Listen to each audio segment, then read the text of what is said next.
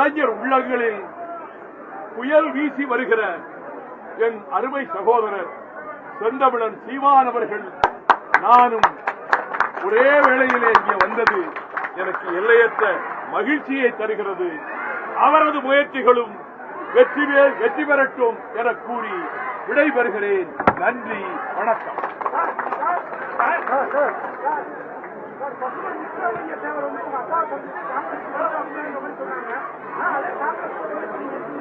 அதெல்லாம் காலம் நடந்து போய் எத்தனையோ வந்துருச்சு.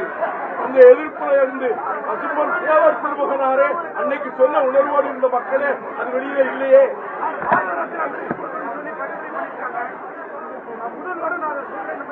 நானும் போகி சொல்றேன், பாரத ரத்னா விருது வழங்கப்படட்டும். ஆமா, அவர் நான் ஆஸ்பத்திரியில இருக்கும்போது கூட அவர் வந்து பார்த்தாரு. அவருக்கு உடம்பு சரியில்லைன்னா கவலையோட நான் அவர்கிட்ட பேசுவேன். நானே எங்க அண்ணனும் அம்மா இறந்ததுக்கு 2 பேரும் ஒன்னா நின்று பேட்டி. ஆமா, கலிங்கப்பட்டி வீட்டுக்கே எங்க அம்மா இருந்தப்ப ராத்திரியோட ராத்திரியா சீமான் வந்துட்டாரு. பயணங்களை தொடரும்.